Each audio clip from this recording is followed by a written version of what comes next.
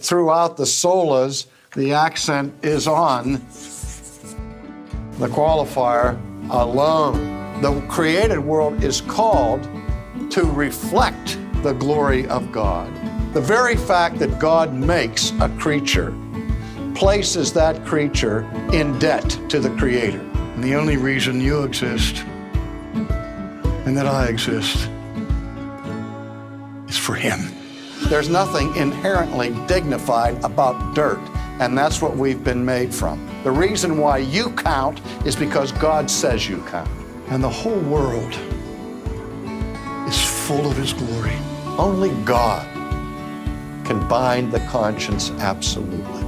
The peasant, armed with one verse of Scripture, has more authority than a pope or a church council who does not have Scripture. This is crossed out by the Reformers, this is crossed out by the Reformers, and my inherent righteousness is crossed out so that you have faith alone, grace alone, Christ alone. The divine prerogative for mercy and grace is, I will have mercy on whom I will have mercy. That's His prerogative. God does not owe saving grace to anybody. I talk to my Arminian friends all the time about this and say, look, let me ask you a question. Why is it that you're a believer? Maybe members of your own family or friends that you have are not believers when you've both heard the gospel.